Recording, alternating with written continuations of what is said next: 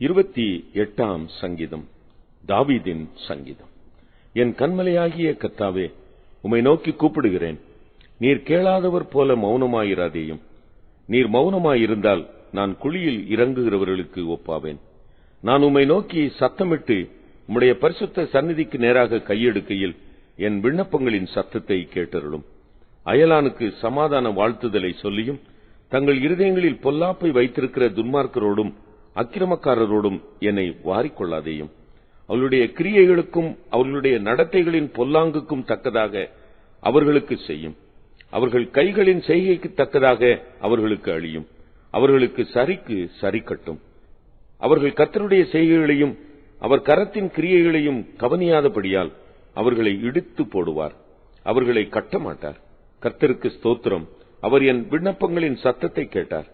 கர்த்தர் என் பெலனும் என் கேடகமுமாயிருக்கிறார். என் இருதயம் அவரை நம்பி இருந்தது. நான் சகாயம் பெற்றேன். ஆகையால் என் இருதயம் களி கூறுகிறது. என் பாட்டினால் அவரை துதிப்பேன். கர்த்தர் அவர்களுடைய பெலன். அவரே தாம் அபிஷேகம் பண்ணினவனுக்கு அரணான அடைக்கலமானவர். தேவரீர் உமது ஜனத்தை ரட்சித்து உமது சுதந்திரத்தை ஆசீர்வதியும். அவர்களை போஷித்து அவர்களை என்றென்றைக்கும் உயர்த்தி அருளும்.